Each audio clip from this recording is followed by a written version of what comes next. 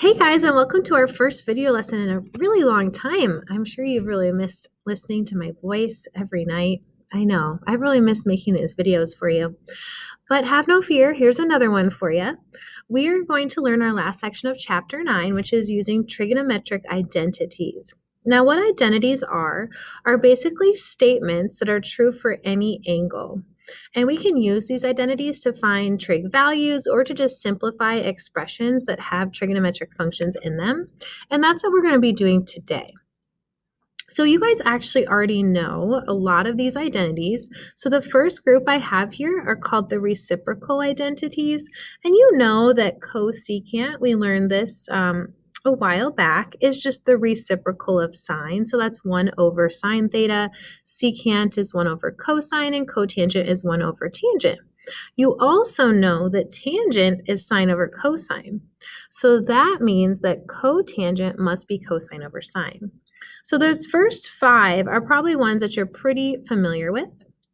The last 3 are Pythagorean identities. We have not talked about these at all, but one thing that was discovered is that whenever you take the sine of an angle and square it and add it to the cosine of an angle and square it, you always get 1. So using other identities, this identity can be written in a couple different ways, as you see in these two. Now, also, we can rewrite each of these to make them a little more useful in certain expressions. So for this first one that says sine squared theta plus cosine squared theta equals 1, I could rewrite that for sine squared, and that would just be sine squared theta equals 1 minus cosine squared theta. Because if I subtracted cosine squared from each side, that would give me sine squared by itself.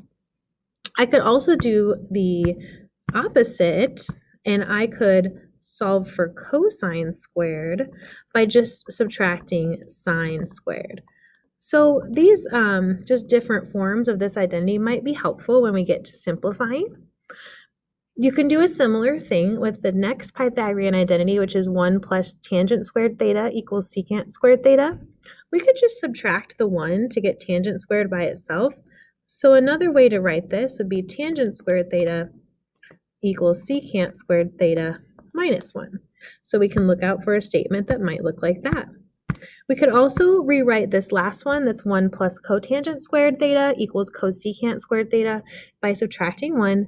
And so we have cotangent squared theta equals cosecant squared theta minus 1.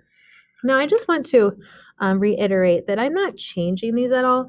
I basically just have different ways I'm representing these particular identities. So this first one, I have 1, 2, 3 ways I can represent it. And then I have 2 ways for the other 2. Okay? All right. So let's get to simplifying. Simplifying can be kind of tricky because we just kind of have to try things that we know and see if our expression looks more simple or simpler, okay? So when simplifying trigonometric expressions in this paragraph, we want the result to be as simple as possible. Some things we want to avoid being in our final result are fractions, multiple terms, common factors, etc.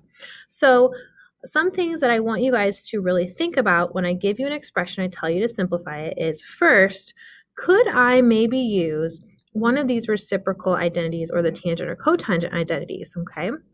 If so, I'm going to try that out. So actually, those work for these first 4 problems I have here.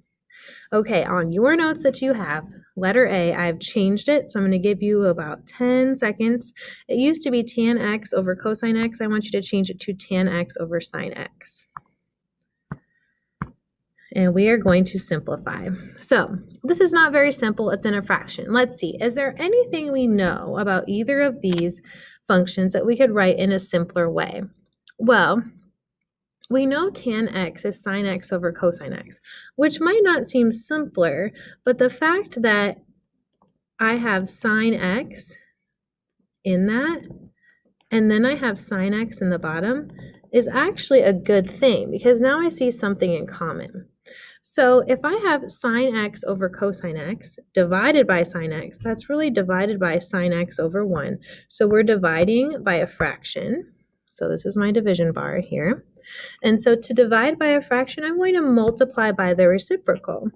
So that's going to be sine x over cosine x times 1 over sine x. And hopefully you can see that now I could cancel my sine x's out. And when I multiply straight across, I'm going to have 1 over cosine x. Okay, well 1 over cosine x isn't too bad, but we can write that in a simpler way because this is a reciprocal identity. 1 over cosine x is equal to the secant of x. And we see that just this one ratio is much simpler than what we started with, just by simply changing tan x to sine x over cosine x. Letter B is a one-stepper. It's 1 over sine x. So this is a fraction. Is there any way we could write this not as a fraction? We think, oh, the reciprocal identity, 1 over sine x is equal to the cosecant of x. And that's it. Okay. Letter C is similar to letter A. So if you feel like you want to try this, pause the video and try it before we move forward.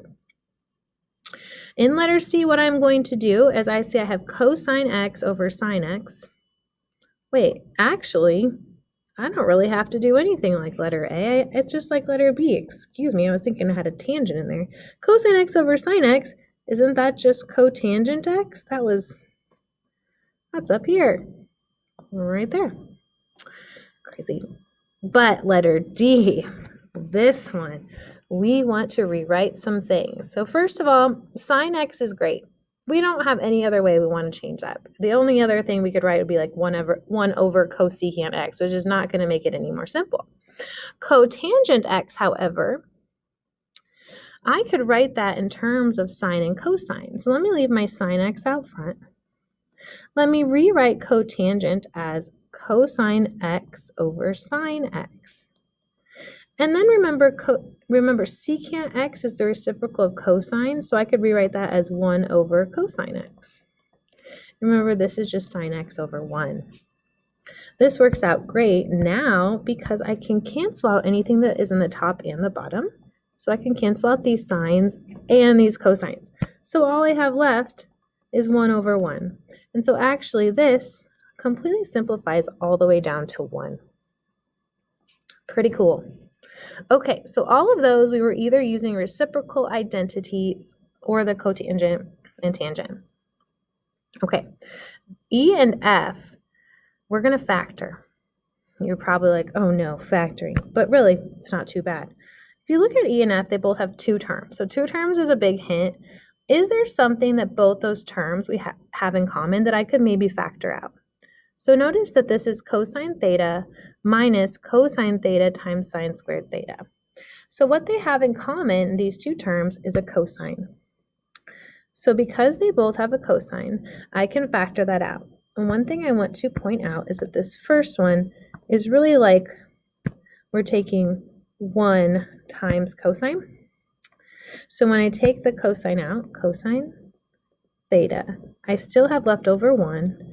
And then when I take this cosine out front and the second term, I still have sine squared theta. Okay, so cosine looks pretty great out there. Now let's think about this. I see a squared, and one thing I remember from the beginning is that my Pythagorean identities always have squareds in them. Do I see anything that looks like 1 minus sine squared theta? Let me look up here. In my first set of Pythagorean identities, I had rewritten it for cosine squared. And cosine squared was equal to 1 minus sine squared theta. So what we can do is in place of 1 minus sine squared theta, we can put cosine squared theta. So now I just have cosine times cosine squared theta. Multiply that, that's going to be cosine cubed theta, and that is as simple as we are going to get. Okay, so similarly, the next one also has a common factor. We have secant theta times tangent squared theta plus secant theta. All right, so notice I have secant theta in both of those. So I'm going to factor that out front, secant theta, and then in parentheses I have left tangent squared theta, and then I will have plus 1, because remember that would be like 1 times secant theta. Ooh, I have another squared. I'm thinking Pythagorean identity. Let's look up here. Do I have anything that says tan squared plus 1? Well, in my second one here, I have 1 plus tan squared. That's the same thing. So 1 plus tan squared equals secant squared. So that means in place of my tangent squared plus 1, I can put secant squared theta. And multiplying those together gives me secant cubed theta. All right, guys, we are going to do G and the rest of the notes tomorrow in class, and I hope you have a wonderful evening.